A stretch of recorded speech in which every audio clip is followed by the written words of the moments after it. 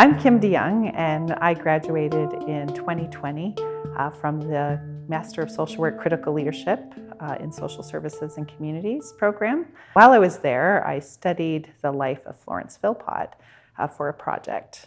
And when I was studying about Florence for a course, I learned about her work in Canada as a social worker. Florence is a Hamiltonian who was born in 1909 to P.W. Philpott. Philpott founded the church in Hamilton called Philpott Memorial Church. She was born the 12th child of 13 and had 8 brothers preceding her. Florence practiced social work across Canada. She worked towards the professionalization of social work in Canada and also worked in policy development and social planning councils. Florence Philpott became a social worker after she decided to first go for teaching. Florence figured teaching was an acceptable profession for a woman at the time, so she moved to Illinois and went to Northwestern University College to obtain her teacher certificate. While at Northwestern, she did a placement at Hull House and had the opportunity to have lunch with Jane Addams.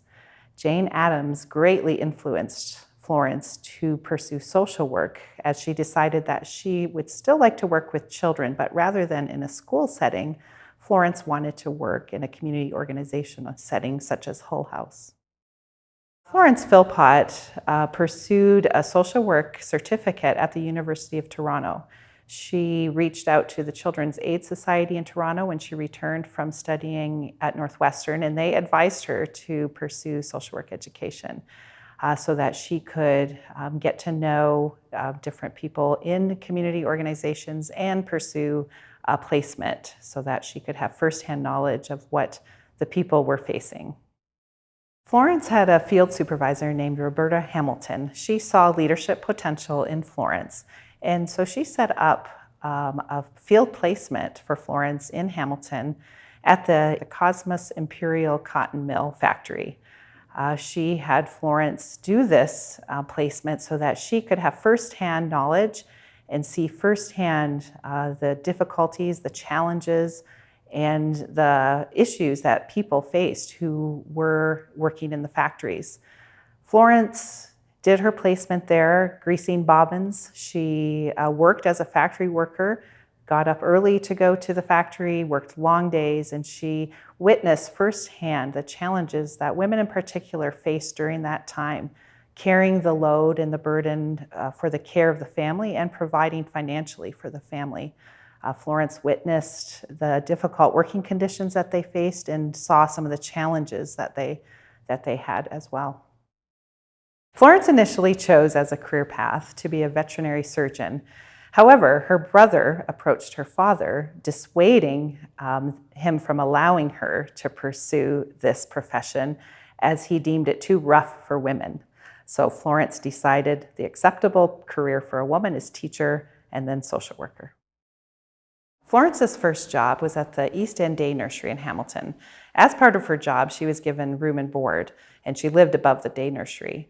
She contracted whooping cough from the children, in which case she needed to move out of the day nursery so that it could continue to run. So Florence moved to Toronto and ended her job there. Florence worked at the YWCA in Toronto. She moved to Montreal and worked for the Family Welfare Association. She worked for the Summerhill House in Montreal area as well.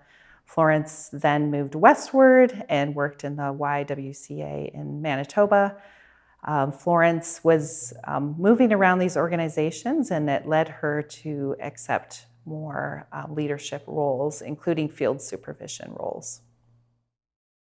Florence occupied several leadership positions as a social worker in Canada. She undertook the job and the role as executive director at the Welfare Planning Council, which later was named the Social Welfare Planning Council. Here, Florence navigated and guided the resource allocation study called the Needs and Resources Study. This study was modeled across Canada as a tool to gauge the priority of needs in different organizations so that when resources came from the government agencies, the priority list was there for agencies to receive these resources. Florence also showed leadership in ways in which she navigated power structures. She figured out ways to have people at the table that could speak to the power structures in order to align the values of the organizations with the funders, which was really important to Florence's job. Florence navigated the tension that was found between board members who had certain values about how money should be spent in communities and service users who knew directly the needs that the community members had. Florence found a way to navigate these tensions and to ensure that both sides were okay with the decisions, and if they were not happy with the decisions, they were fully informed of reasons why resources were allocated to them. Florence played a significant role in Canada when it came to the professionalization of social work.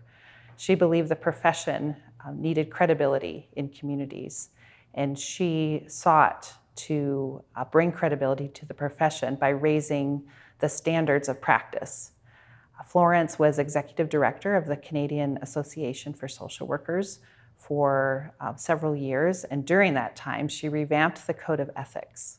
Souvenons-nous des leaders et leaders en travail social du passé. Honor the social work leaders of today. Build stories to inspire the social work leaders to come.